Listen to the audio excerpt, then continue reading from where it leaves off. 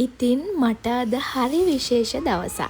දන්නවනේ අද Badulla mega sale එක. ඒ හින්දා ගෙදර කවුරුත් වර්ක්ෂොප් එකේ කවුරුත් නැති හින්දා ඔන්න අපි ත්‍රීවිල් එක මගේ පොඩ්ඩෝ දෙන්නව අම්මී ළඟට ගිහින් දුන්නා.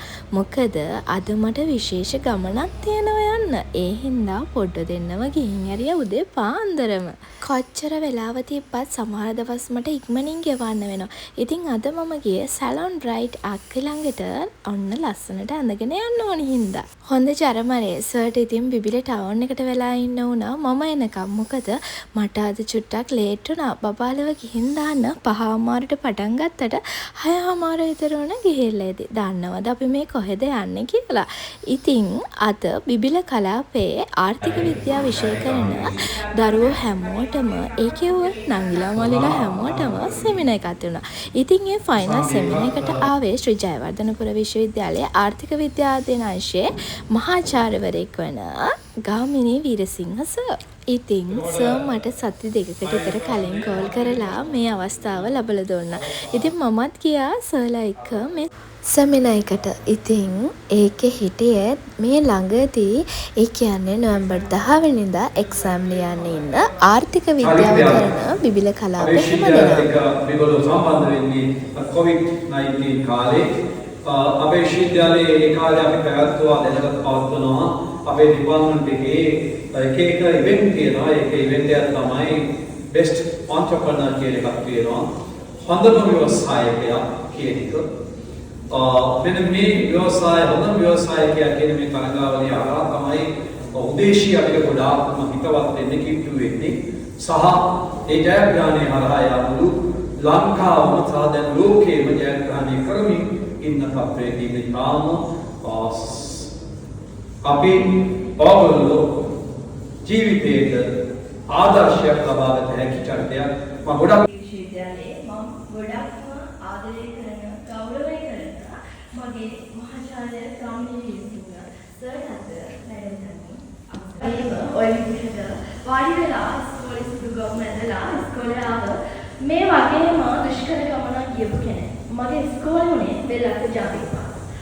මාව ඔයාලා දන්නේ නැතුව ඇති. නමුත් මේ වෙනකොට ලංකාවේ වගේම ලෝකෙ වටේම මගේ නම අරගෙන ඉස්සරහට යන කෙනෙක් විදිහට මාව විශ්වවිද්‍යාලය තුලත් විදුල ප්‍රදේශය තුලත් මුළු ලංකාව තුලම හඳුනලා දෙන්න පුළුවන් වෙලා තියෙනවා. ඉතින් සර් කිව්වා වගේම මගේ ජීවිතේ නම් අධ්‍යාපනය තමයි මගේ ලොකුම ආභරණය බවට පත් වුණේ. මමත් ඔයාලා වගේම පුංචි කාලේ ගොඩක් දඟ කරන රණ්ඩු වෙන සැර වැඩවලට මුල් තැන ගන්න පන්තියේ වැඩවල මුල් තැන ගන්න කෙනෙක් බවට පත් වුණා. ඉතින් එක් වෙලාවකදී ඒ කියන්නේ 10 වසර 11 වසරට එද්දී මට හිතෙනවා මම වෙනස් වෙන්න ඕනි කියලා. ගුරුවරු පොඩි වැරද්දකට ඉස්සරහට යද්දී එකම වැරද්දට මාව වැරදිකාරයා බවට ඔරුවටත් පත් කරද්දී මට ඕනි වෙනවා මගේ ජීවිතේ මේක නෙවෙයි කියලා මට මගේ ජීවිතේ තේරෙනවා.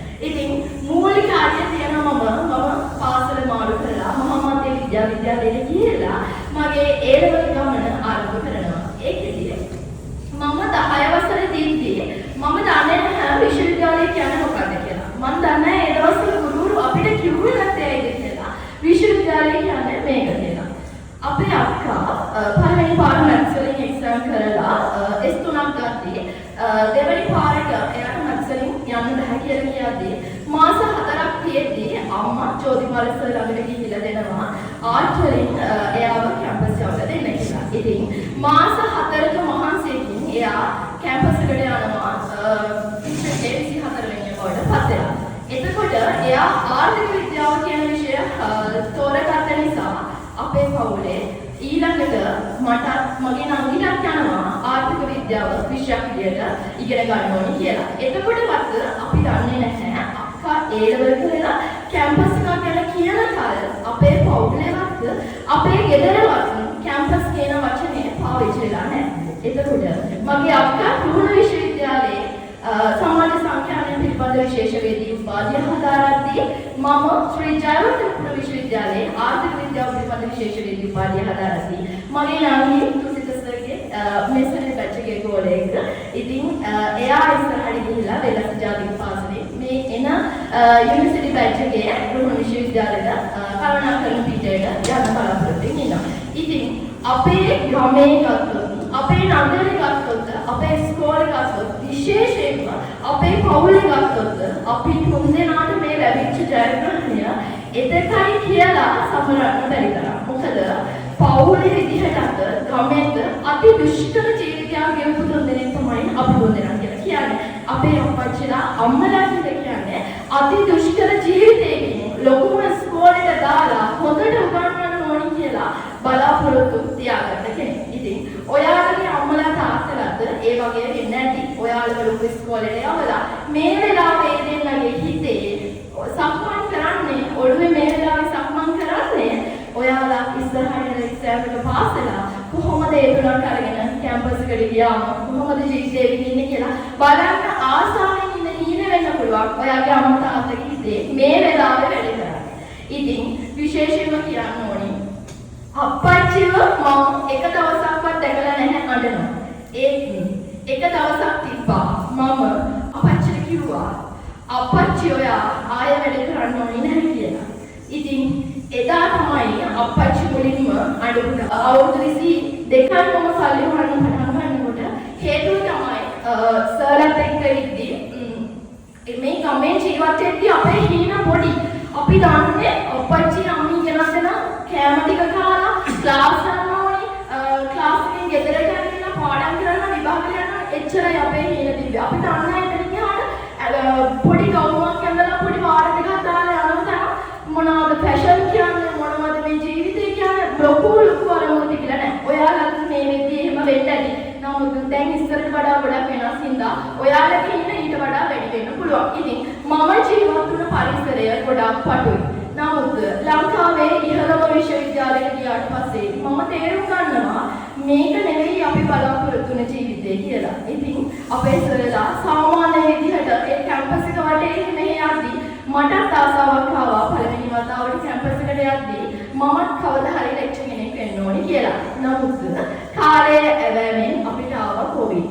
කොවිඩ් එද්දී ආර්ථික විද්‍යා විශේෂ වේදී උපාධියට තේරිලා කියලා අපිට මැසේජ් එක ආවේ අපි කොවිඩ් වලට ගෙදර ඉඳ වෙලා ඉතින්. ඉතින් ඒ වෙලාවේ කැම්පස් එකේ ලොකු යන්නේ නැති හින්දා ඒ ලෙක්චර් කෙනෙක් වෙනවා කියන හිමේ පොඩ යට ගිහිල්ලා මට අවශ්‍ය වුණා මම කොහොම හරි මට ඒ වෙලේ සල්ලි හොයන්න ඕනම තිබ්බේ නැති වුණාට මට අලුතයක් ඉස්සරහට අරගෙන යන්න ඕනි කියලා ඕනි වුණා. ඒ වෙනුවෙන් මම උදේ රැ නැතුව මහන්සි වුණා. ඉතින් මේ වෙනකොට ලංකාව වගේම ලෝකයේම දාන ශ්‍රීමති ප්‍රයිවට් ලිමිටඩ් මට ආරම්භ කරන්න පුළුවන් වුණේ විශ්වවිද්‍යාල ජීවිතයේ දෙවැනි වසරේ ඉන්නකොට.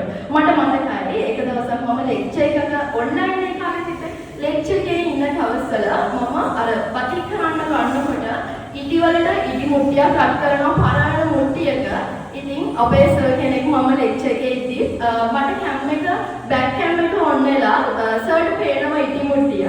සර් කියනවා මට උදේශීතින් ලෙක්චර්ස් තිබ්බට බැහැනේ ගෙදර වැඩක් කරන්න ඕනිනේ කියලා. මම එදා පුදුම අපහසුතාවයකට පත් වුණා. මොකද අර ඉටියුන් කරන මුට්ටිය ලාමු තෙල් වලින් පත්තු කරන හින්දා දැල් වලින් පිරිච්ච වාජනයක තමයි ඉටියුන් කරන්නේ. සර් හිතුවත් දන්නේ ළමයි හිතුවත් දන්නේ මෙච්චර අපිරිසිදු වාජනයක මම ගෙදර උයනවද කියලා මම ලොකු අපහසුතාවයකට පත් වුණා. ඉතින් එක අතකින් ඕඩර්ස් ගන්න ගමන් එක අතකින් ලෙක්චර්ස් වල නෝට් ලිව්වා. එක අතකින් පාඩම් කරන ගමන් ඔළුවෙන් එක ඩිසයින්ස් වල මවන ගමන් මම හිටියා. සමහර දවස් තිබුණා මම ඔයාලට කරන්න කියනව නෙවෙයි ලෙක්චර් එකේ ඉස්සරහ ගාමිණී සර් ගණන දවස්වලත් පිටිපස්සට වෙලා මම ඩිසයින් හදපු. ඉතින් එච්චරකට මහන්සි වුණේ අධ්‍යාපනය තමයි මේ ලෝකේ ජය ගන්න පුළුවන් එකම හයිය කියලා මම දන්නේ හින්දා. විශේෂයෙන්ම එක් ප්‍රතික්ෂේප වීමක් තුළදී සහ ඉදිරියට ප්‍රතික්ෂේප වීම වෙද්දී මම තීරණය කරනවා මගේ ජීවිතයේ ආවරණය තමයි අධ්‍යාපනය කියන්නේ කියලා. ඉතින් මේ වෙනකොට ව්‍යවසායකයෙක් විදියට ඉස්සරහට යද්දී ජයවර්ධනපුර කියන වචනය ඇහුණත් මට හම්බ වෙන සමාජ පිළිගැනීම සහ ඒ ව්‍යාපාරිකයන් සියල්ල අතර හිමිවන තැන ඉතා සුවිශේෂී. ඉතින් ඒකයි කියන්නේ ඔයාලට විශ්වවිද්‍යාලයකට යන්න වරම් ලැබුණොත් ඒක ඔයාගේ ජීවිතයේ ඇත්තටම මම අද විශ්වවිද්‍යාලයට ගිහිල්ලා හිටියේ නැත්නම් මම සාමාන්‍ය විදිහට ව්‍යාපාරයක් කරන ව්‍යාපාරිකාවක් විදිහට ඉන්න තිබුණා. නමුත් මේ වෙනකොට මට සල්ලි හොයන අරමුණට වඩා ව්‍යාපාරයේ ලැබිලා තියෙන දේවල් බොහෝමයි. විශේෂයෙන්ම මේ ලැබුණු අවස්ථාවත් මට මගේ ජීවිතයේ සමරන්නම ඕනි අවස්ථාවක් බවට පත් වෙනවා. මොකද මගේ ගුරුවරයෙක් වෙන මහාචාර්යවරයෙක් ළඟදී මට මගේ ජීවිතේ කතාව කියන්න හම්බ වෙන එකම ඉතින් මම කොයිතරම් භාග්‍යයක් බවට පත් වෙලා තියෙනවද? මේ වෙනකොට ජයවර්ධනපුර විශ්වවිද්‍යාලය, මොරටු විශ්වවිද්‍යාලය, ඒ වගේම ඌවරගස විශ්වවිද්‍යාලය වගේ විශ්වවිද්‍යාලවල පාසල් වලත් අභිප්‍රේරණ වැඩසටහන් සඳහා මට සම්බන්ධ වෙන්න මේ අවස්ථාව හම්බ වුණේ ඉගිල්ලෙන අධ්‍යාපනය වගේ අත්අඩු හම්බ වුණේ හින්දා. ඉතින් මම ආදරණීය නංගි මල්ලි ඔයාලගෙන් ඉල්ලනවා. ඔයාලට දැන් වෙනස් වෙන්න කාලය මගේ වුණා. තව දවස් 10යි තියෙන්නේ. ඔයාගේ ටර්නින් පොයින්ට් එක කරගන්න මේක. ඔයාගේ රතු විර කරගන්න මේක.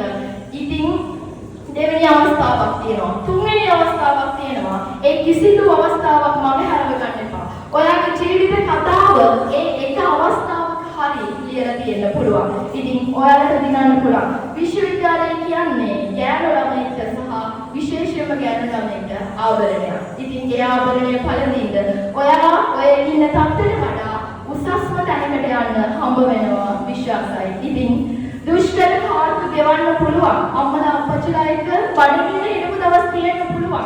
ඒ වගේම ක්ලාස් ෆීස් එකක් ගෙවා ගන්න බැරුව තිබ්බ දවස් තියෙන්න පුළුවන්. විශ්වවිද්‍යාලයට ගිහිල්ලා කන්න නැතුව තියෙන දවස් තියෙන්න පුළුවන්. නමුත් ඔයාගේ අදිෂ්ඨානයේ කැපවීම තියෙනවා නම් දවසක ඔයා දිනනවා. ඒ වගේම මේ වගේ පිරිසක් ඉස්සරහට ඇවිල්ලා ඔයාගේ ජීවිත කතාව ලස්සනට පෙළගස්සන්න හැකියාව හම්බෙනවා. ඉතින් නංගි මල්ලි ඉස්සරහට එන A-level exam එකට හොඳින් මුහුණ දෙන්න සහ විශ්වවිද්‍යාලය වරම ඔයාගේ ජීවිතේට වරමක් වෙලා ලැබෙන්න කියලා හදවතින්ම ප්‍රාර්ථනා කරනවා. මගේ ආදරණීය ගුරුතුමාට දෙහිම ස්තුතියි. ඉතින් ඒ මගේ කතාව අති දුෂ්කර ගමනක ජීවිතයේ ලස්සන දවස් ගෙවෙන දවස් මේ. ඉතින් ඔන්න ඩබල් AT ආයතනයෙන් මට පොඩි තෑගි වගේකුත් හම්බ වුණා. ඒ නිසා මට අද ලස්සනම දවසක් වුණා. මොකද සර්ත් එක්ක මේ සුහඳ කතා බහ ඉස්සරහට යද්දී මේ ජීවිතේ කොච්චරනම් සැහැල්ලුද කියලා හිතුණා. මොකද මට හිත නිවන මිනිස්සුම හැමදාම හම්බ වෙද්දී මම හරීම සතුටින් සහ ආඩම්බරෙන් ජීවිතේ ගෙවනවා. සර්ලා අපේ ගෙදර ඇවිල්ලා පිටත් වුණා. ඉතින් අධ්‍යාපනය කියන්නේ ගෑනු ළමයෙක්ට ආභරණයක් නෙවෙයිද?